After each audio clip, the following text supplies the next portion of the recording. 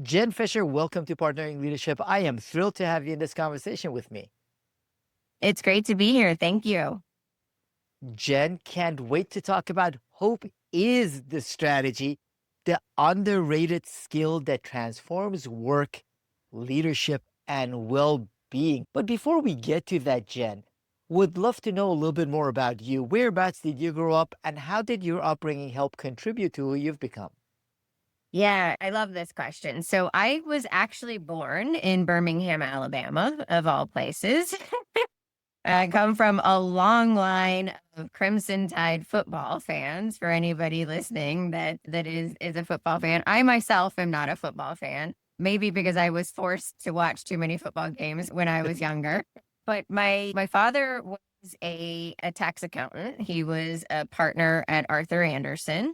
And my mother was a school teacher. And when I was 8 years old, my father was told that he needed to transfer out of Birmingham, and he was given the option of transferring somewhere in New Jersey or to Miami, Florida, which is where I live now. And so my father grew up on the Gulf Coast of Alabama. He was a fisherman, he was a scuba diver, and he could not imagine moving to New Jersey.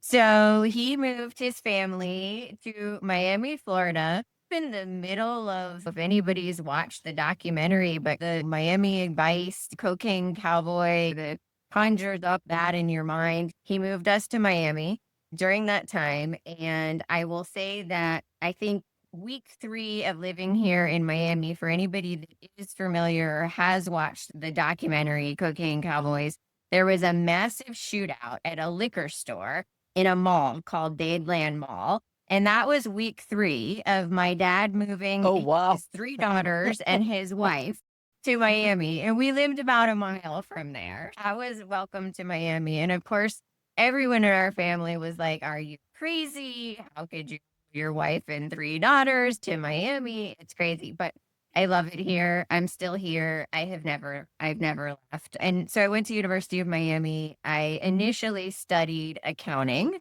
because I didn't know what I wanted to do. And my father was accountant, and I had a great relationship with my father. And we're going to talk about the book, but in my dedication to the book, it is dedicated to both him and my husband. And I talk about them as the bookends to my story of hope, and had deep admiration for my father. So I said, let me study accounting. I got through intermediate accounting two, which for those of you that know anything about accounting, intermediate accounting two is the weed out class. It's the for those of us that can't cut. And I could not, much to the disappointment of my father, I couldn't cut it.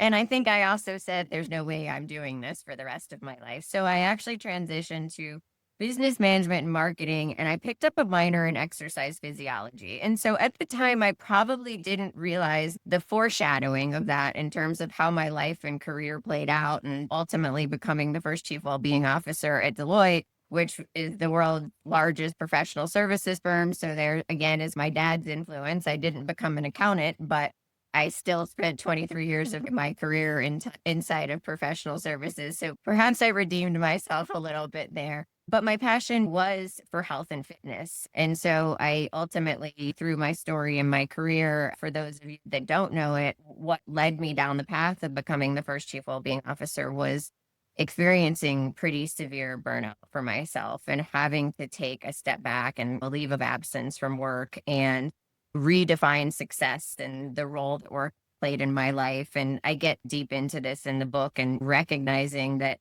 I had an addiction to work. And unlike other addictions that often put you in the outskirts of society, like substance addictions, an addiction to work is celebrated. It is seen as something people celebrate you for every promotion on LinkedIn. Your parents are proud of you. Your peers are jealous of you. It breeds this false sense of success. And when I burned out, I had to come to terms with that and reevaluate the role that work played in my life. And in doing that, I went back to my leader at Deloitte, and I thought I was going to resign. And she said to me, "You're not going anywhere, because if you need this, there's a lot of other people here that need it too." And so it was really more her vision, perhaps, than mine, but she created the space and the runway for me to define and create a strategy for well-being at work and what that would look like for Deloitte. And I spent 10 years doing that until I left about a year and a half ago to pursue different angles and different dreams of my own. And writing the book, Hope is the Strategy, was at the top of that list. What a beautiful way to put in context some of those drivers that have brought you to this point, and I appreciate that, Jen.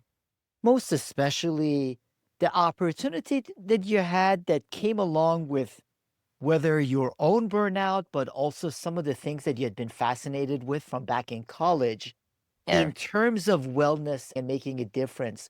I wanted to underline a point that you mentioned. I don't think there is a single day when I look at LinkedIn and there isn't another meme. A lot of times, a tech billionaire is quoted as saying, if you aren't working 70 hours a week, 80 hours a week, or whatever astronomical number, you can't be successful. And they uphold these individuals as the ultimate in success.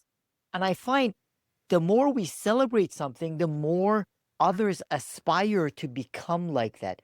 Why do you think that has taken over the conversation so much? I wish I knew the answer to that. I think at its core, somehow we have gone awry in what we believe our definition of success is, right? And we are fed on a daily basis constantly and social media and all the things that tell us that who we are and what we've done and what we have isn't enough.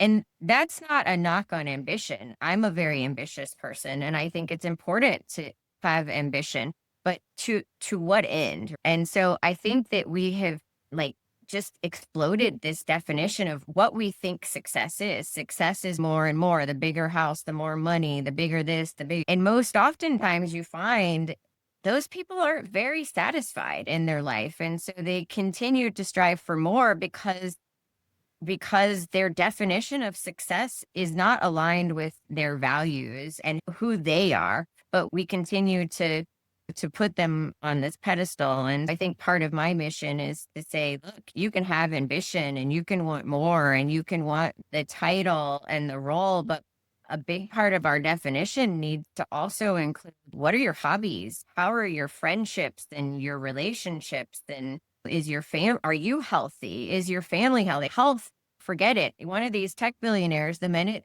God forbid, they lose their health, all the money in the world, maybe they'll get better health care. All the money in the world isn't going to make them better. But I think we've lost sight of that. And I don't know why. What I will say that brings me hope is I do think that the younger generation is trying their hardest to redefine success, that they're pushing back and saying, no, I'm not doing it that way. And by the way, I don't think they're wrong. I actually think they're right. Yeah, and it's interesting because some of the complaints I hear from some of the executives I work with is about the younger generation and how I they hear push it too. back. And when it's 5 o'clock or 6 o'clock, they say, I am done. I'm I'm going out to of here. the gym or I'm out of here. And that's a consistent complaint I hear.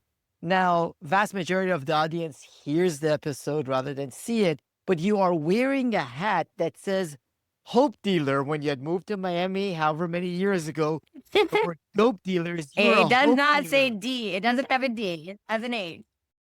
You mentioned that. My husband and I were just talking about that. He said a neighbor of ours told him to be careful because people might think his hat, because he wears one too. They might think his hat says dope dealer. What is a hope dealer? A hope dealer in its simplest form, and I will give you the history of hope dealer because I think it's rather peculiar. I talk about this in my book, but the person that is actually they don't actually know who said this line, which is leaders are dealers in hope. That's the line.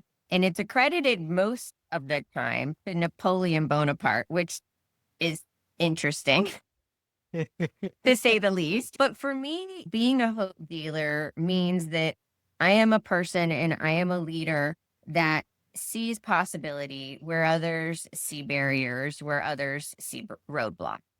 And so instead of getting stuck or giving up or going immediately to, oh, this is never going to work, I seek out possibility and don't take barriers as a no. I take barriers as, oh wait, there's a different path that I'm supposed to be going down. And so for me, that's my personal definition of what being a hope dealer is. And that's true for me in my personal life. And it's also true for me as a leader of others, is helping others see pathways, different pathways when they feel like the one they're going down is blocked. So, how can you do that, Jen? I totally agree with you that it's essential for leaders to be able to do it. At the same time, whether it is a certain level of uncertainty that I hear from executives they're overwhelmed with, Yeah. to the advancements of technology, AI, leaders say, I have a hard time being hopeful. So, how would you advise people to maintain that hope when there is such a great sense of overwhelm that they're feeling themselves? Yeah, it's such a good question because when I set out to write the book and did the initial outline of the chapters, I didn't have a chapter on hopelessness because I said, why would I write about hopelessness when I'm writing a book about hope? That doesn't make any sense. And as I started to get further and further into the book, I realized that it's crucial that I write about hopelessness because hopelessness is real and hopelessness exists. And we can't shy away from the shadow, the things that make us uncomfortable, the things that make us feel hopeless. And so I think it's really important to understand that, like many things, hope and hopelessness can coexist. You can feel as a leader, um, there are many things going on that are happening in the big macro world around us, whether that's macro in your organization or macro societally, that you yourself may not be able to do anything to change.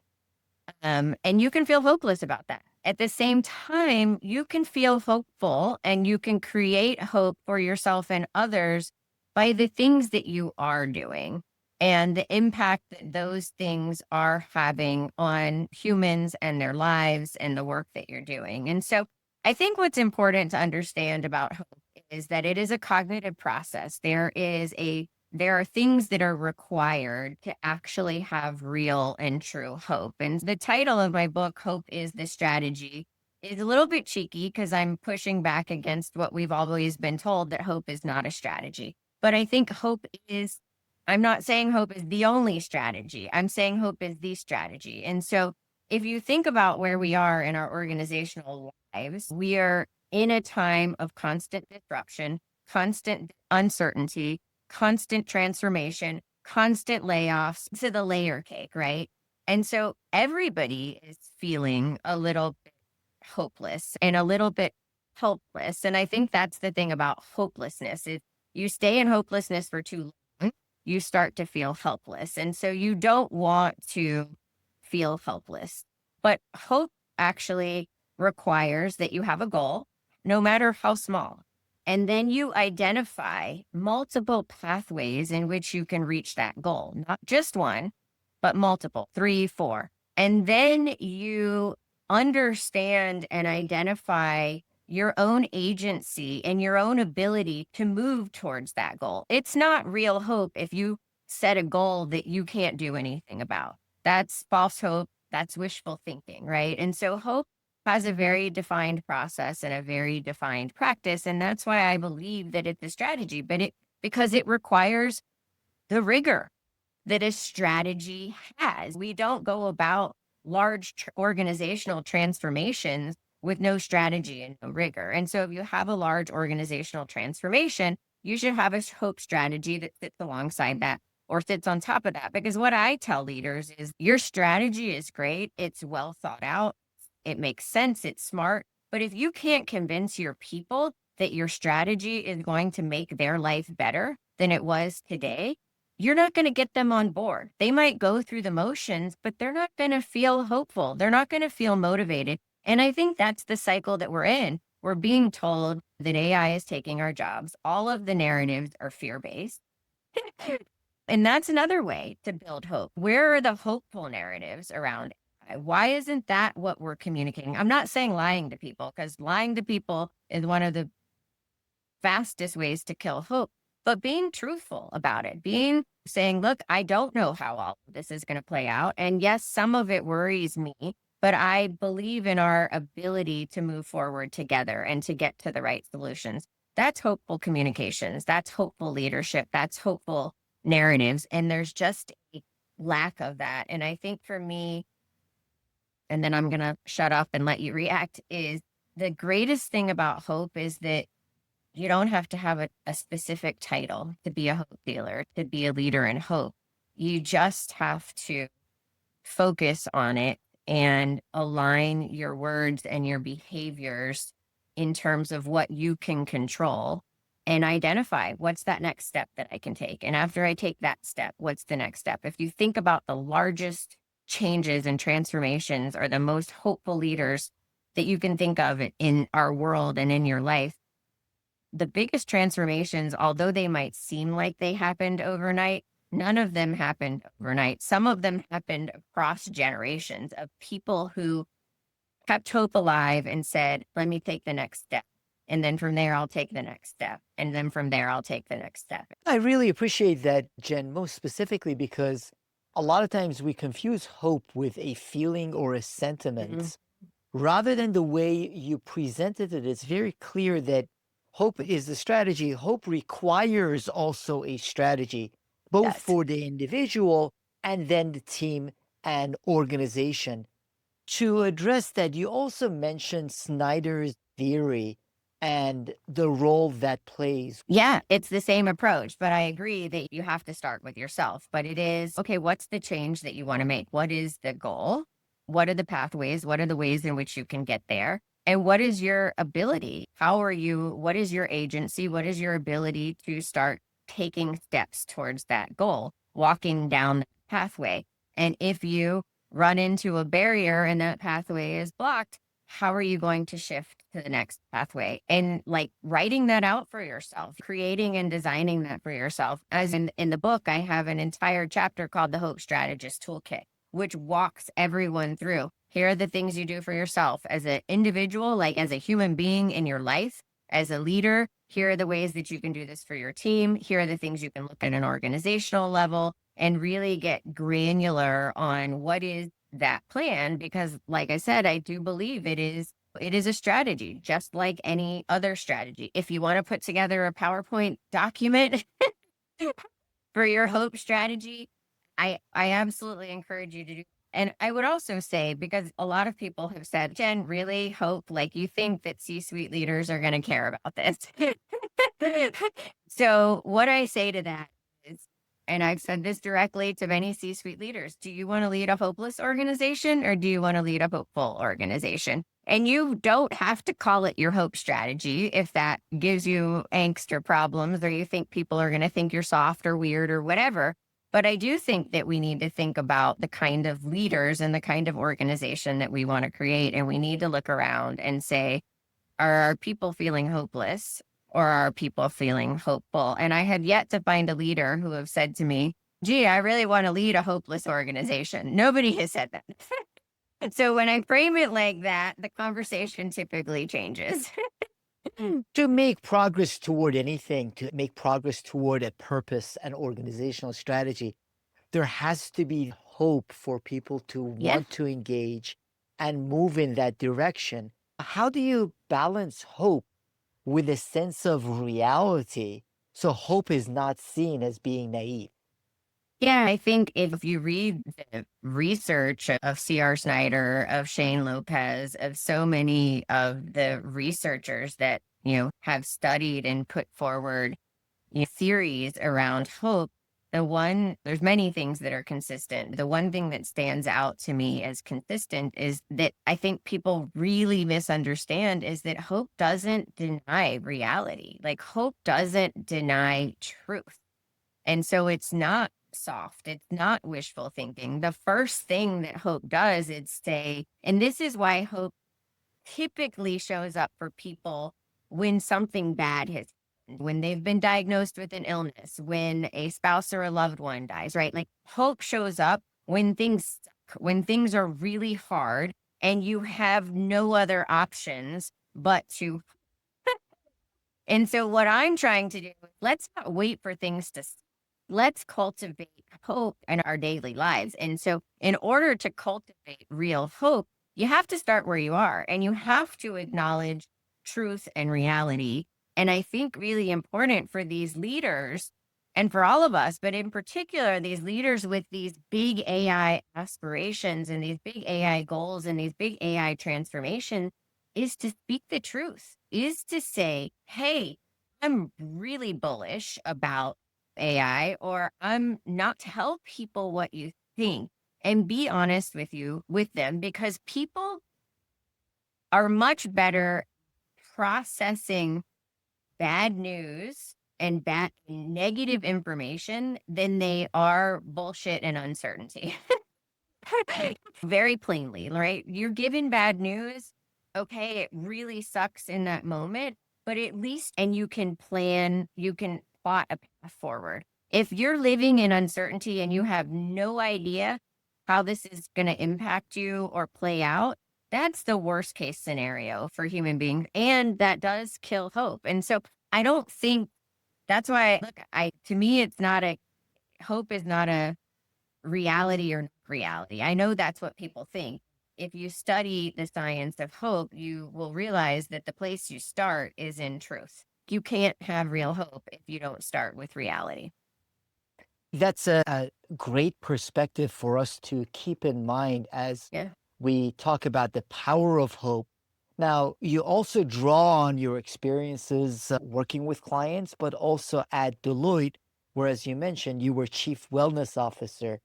When it comes to wellness, there's all kinds of data showing anywhere from 40+% of all of these efforts fail, some saying up to 70% fail. So, why is it that prioritizing wellness in the organization doesn't end up working and producing results? Because we're not solving for the right problem. So most organizations, and this is not a judgment because I learned this through trial and error in my own life and in my own career.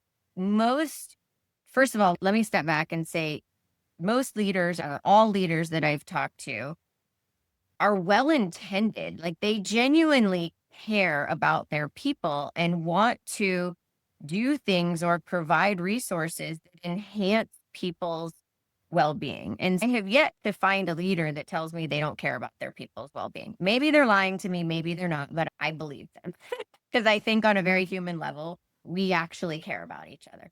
But the way that we have gone about inside of organizations is to build up a lot of infrastructure around programs, tools, and resources. And that's important. That's foundational. You need to have the right benefits and resources for your people when and if they need them. Yet we've stopped there. We've checked that box and said, yeah, we've invested in this. We're doing this. And what I'm seeing is that a lot of leaders are like, Jen, we're doing this. We've invested this much money. We're communicating. We're doing all the right things. And they throw their hands up and they're like, but no one cares. And, or they're telling us that everything about work still sucks.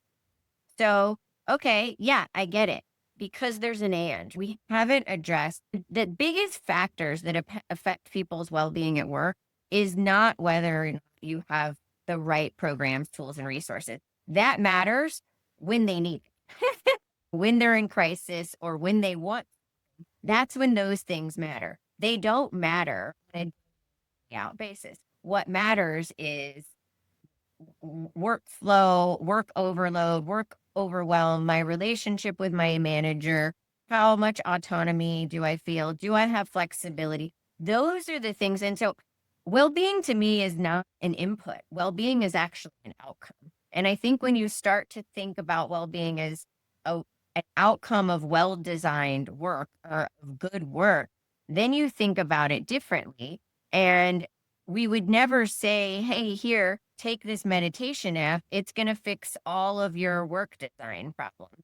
So it's not that the meditation app is bad. The meditation app was never meant to fix the problem that you think that it's fixing. And so I think there's a re-education that needs to happen because unfortunately in the wellness space, we tend to take a word and overuse, like the word resilience, overuse it to the point where people start rolling their eyes when they're sick of hearing about it. And they're like, yeah, we've done that. We've been there. We checked that box. But well-being is not a box that you can check. Well-being is an outcome. It's a set of skills that leaders need to be taught, just like leaders are taught operational, financial, technical skills. They need to be taught the skills that positively impact people's well-being at work. So part of what you're saying, Jen, and I couldn't agree with you more, is that it requires systemic thinking rather Mhm. than the individual rollout of a program or a series of events that address a word rather than the systemic issues that people are facing Absolutely. Yeah. that are then contributing to whether it is so much burnout or turnover in the organizations. So, how can hope Mm. counter the burnout and the overwhelm people are feeling in their teams and organizations? I don't know that I would argue that hope will get people to work harder and longer hours. What I will argue, high hope individuals, people that tend to be more hopeful and that have the ability to find hope in difficult times, tend to be able to find the meaning and purpose in their work when it isn't directly apparent, tend to be able to work around barriers without it taking them out. And so when people have hope and when they're higher hope, they're better in their whole life, which means that they show up at work and they do better work. And so they're going to be more engaged employees. They're going to do higher quality work. And probably most importantly, they're going to be better leaders for your people. And I do think that to me, hope and well-being are cyclical. They feed each other, right?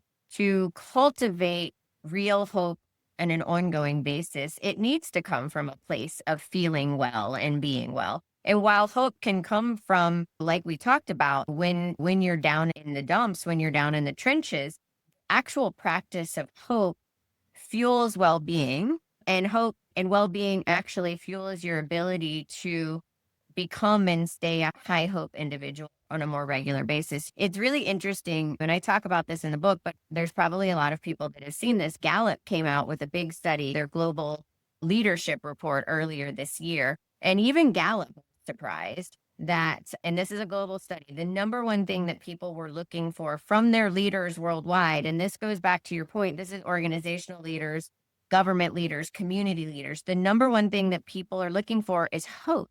And it's by a wide margin. Number two is trust. And so trust is very important. And what Gallup said was trust maintains the status quo. Hope is what allows people to move forward.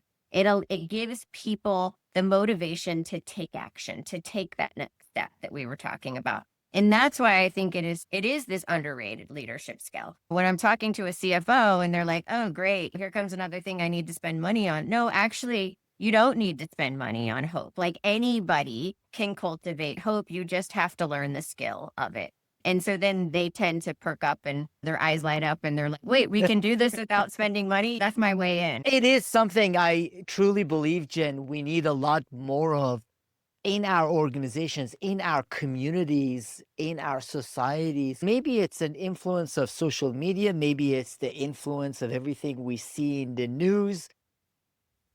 I sense less of that hope, but Yeah. part of what you're saying is that we all have the opportunity and the agency to both be more hopeful and Yeah. convey that to our teams and organizations. Now, you mentioned Gallup in another context. Gallup has been for decades measuring employee engagement. And if you look Hmm. at those numbers, with all the money and resources spent, it hasn't really It had, moved it's actually gone much. down. I think it's at the lowest it's been in 10 years or something like that. So sometimes measurement helps. Yeah. Other times, it sounds like in this instance, measurement hasn't really helped move the needle. Therefore, when it comes to wellness and hope, measurement is one part of it. How can we make sure if Jen and Mahan have a conversation 5 years from now, or with some of the clients you're working with, or some of the executives who are listening to this podcast, that they have made progress? One element is measurement.